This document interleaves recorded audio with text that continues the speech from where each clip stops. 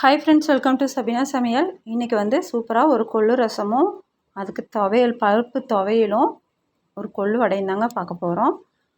இப்போ நான் வந்து நல்லா வறுத்து கொள்ளை வந்து நல்லா நல்லா ஊற வச்சு இப்போ வேக வச்சு தனியாக எடுத்து வச்சுருக்கேன்.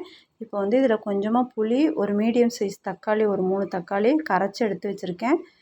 இது வந்து வறுக்கறதுக்கு மல்லி வரமல்லி கொஞ்சம், 1 ஸ்பூன் ஜீரகம், 1 ஸ்பூன் குருமிளகு, 1 வரமிளகா, கொஞ்சமாக பூண்டு, கொஞ்சம் பெருங்காயம்.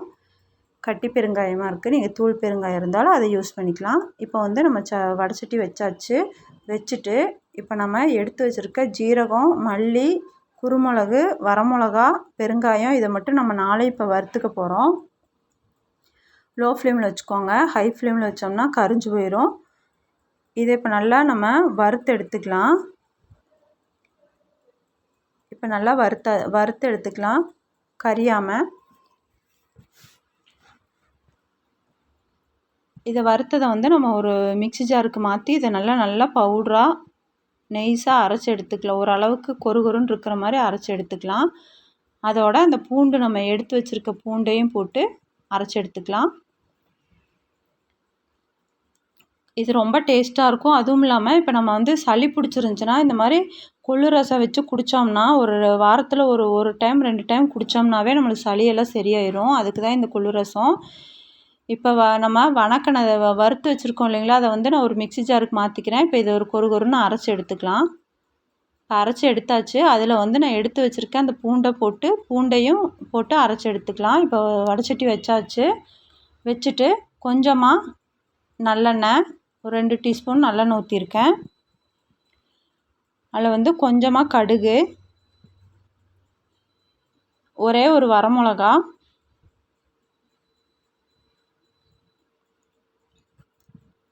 இப்போ வரமிளகாவை போட்டு நல்லா கடுகு பொரிஞ்சதுன்னா நம்ம எடுத்து நுணுக்கி வச்சுருக்கோம் இல்லைங்களா அந்த ரசத்துக்கு, அதை வந்து நம்ம ஜீரக, குருமிளகு அதை போட்டு நம்ம இப்போ நல்லா வணக்கிக்கலாம், கொஞ்சம் பச்சை வாசம் போகிறதுக்கு மட்டும்.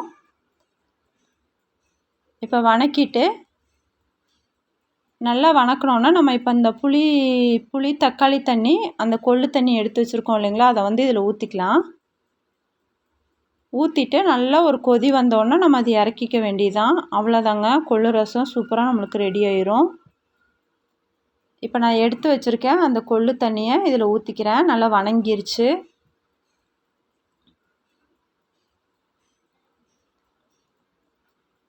அப்படியே இதில் ஊற்றி கொஞ்சமாக கருவேப்பிலை, மல்லி இலை போட்டுக்கலாம்.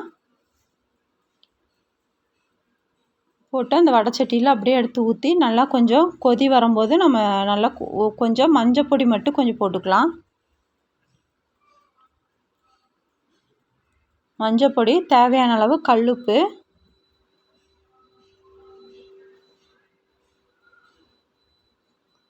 எவ்வளோ தேவைப்படுதோ அதுக்கு தகுந்த மாதிரி நம்ம ரசத்துக்கு தேவையான அளவு கல்லுப்பு போட்டு இப்போ நல்லா ஒரு கொதி வந்தோன்னே நம்ம எடுத்து ஊற்றிடலாம். அவ்வளோதாங்க, ரசம் ரெடி ஆயிடுச்சு. இதுக்கு வந்து பருப்பு சட்னி, தேங்காய் சட்னி ரொம்ப நல்லாயிருக்கும். கெட்டியாக தேங்காய் சட்னி அரைச்சோம்னா ரொம்ப டேஸ்ட்டாக இருக்கும். இப்போ வந்து நான் பருப்பு சட்னி தான் அரைச்சிருக்கேன், அதையும் நான் போட்டிருக்கேன். இப்போ நம்ம ரசத்தை எல்லாம் கூட்டி வச்சாச்சு.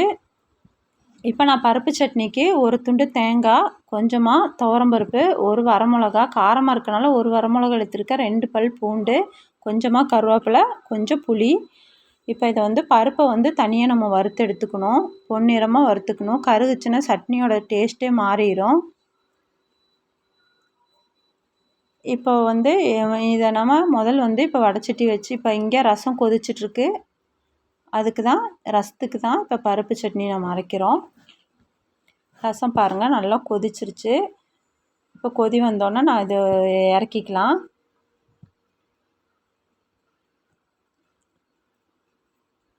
இப்போ இறக்கி வேறு பாத்திரத்தில் மாற்றிக்கலாம். இப்போ வடைச்சட்டி வச்சாச்சு, கொஞ்சமாக ஆயில் ஊற்றிருக்கேன். இப்போ எடுத்து வச்சுருக்கேன் அந்த பருப்பை மட்டும் போட்டு இப்போ வறுத்து எடுத்துக்கலாம். லோ ஃப்ளேமில் வச்சுக்கோங்க, ஹை ஃப்ளேமில் வச்சோம்னா சீக்கிரம் கரைஞ்சிரும் பருப்பு. இப்போ நான் எடுத்துருக்க பருப்பை மட்டும் போட்டு இப்போ நல்லா வறுத்து எடுத்துக்கிறேன். பருப்பை வறுத்து எடுத்துட்டு அதுக்கப்புறமா நம்ம வந்து அந்த தேங்காய், பூண்டு இதெல்லாம் போட்டு நம்ம வறுத்து எடுத்துக்கலாம்.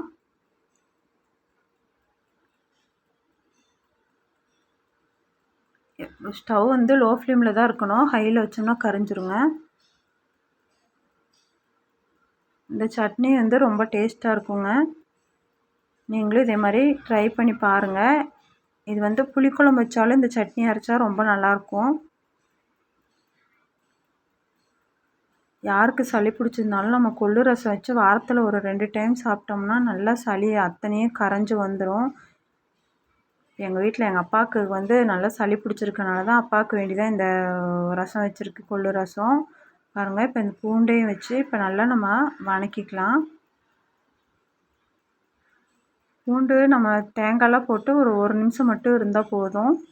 அப்படியே நம்ம அதை மிக்ஸி ஜாருக்கு மாற்றிக்கலாம். ஆறினோன்னா லைட்டாக கல்லுப்பு வச்சு நம்ம இதை அரைச்சி எடுத்துக்கலாம் இந்த சட்னியை.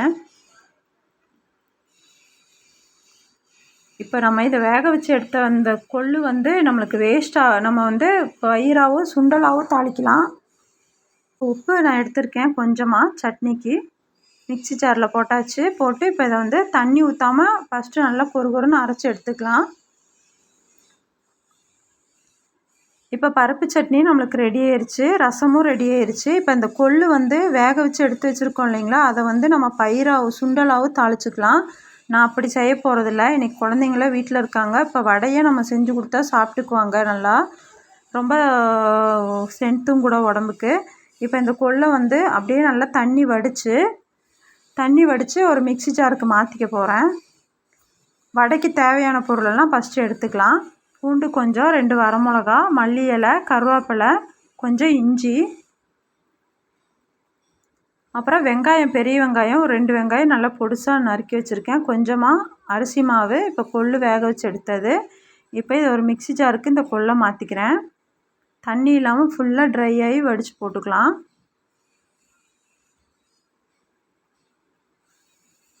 இப்போ கொள்ளு போட்டு இப்போ பாருங்கள், இப்போ ரொம்ப நைஸாக இல்லாமல் கொருன்னு நம்ம அரைச்சி இப்போ எடுத்துக்கணும். இப்போ அரைச்சி எடுத்தாச்சு. அப்புறம் அதே மிக்ஸி ஜாரில் அந்த இஞ்சி, 2 வரமிளகா, பூண்டு பல் எல்லாம் போட்டு இப்போ நல்லா கொருன்னு அரைச்சி எடுத்துகிட்டு இந்த கொள்ளு கூட அதையும் சேர்த்திக்கலாம். கொள்ளு கூட அதையும் சேர்த்தியாச்சு. இப்போ வந்து அரிசி மாவு, அந்த வெங்காயம், மல்லி இலை, கருவேப்பிலை எல்லாத்தையும் போட்டு தேவையான அளவு உப்பும் போட்டு நல்லா பிரட்டி விட்டுக்கலாம், நல்லா பிணைஞ்சிக்கலாம். தண்ணி வந்து நம்ம கொஞ்சம் பார்த்துட்டு ஊற்றிக்கலாம், ரொம்ப ஊற்ற வேண்டாம். கொஞ்சமாக கையில் தெளித்து ஊற்றி நம்ம பிணைஞ்சா போதும். ரொம்ப டேஸ்ட்டாக இருக்கும் இந்த வடை. இந்த ரசத்துக்கு இந்த வடையை வச்சு சாப்பிட்டோன்னா ரொம்ப சூப்பராக இருக்கும். சும்மாவும் வெறும் வாயிலையும் சாப்பிடுவாங்க. குழந்தைங்க வீட்டில் தானே இருக்காங்க, இன்றைக்கி லீவு.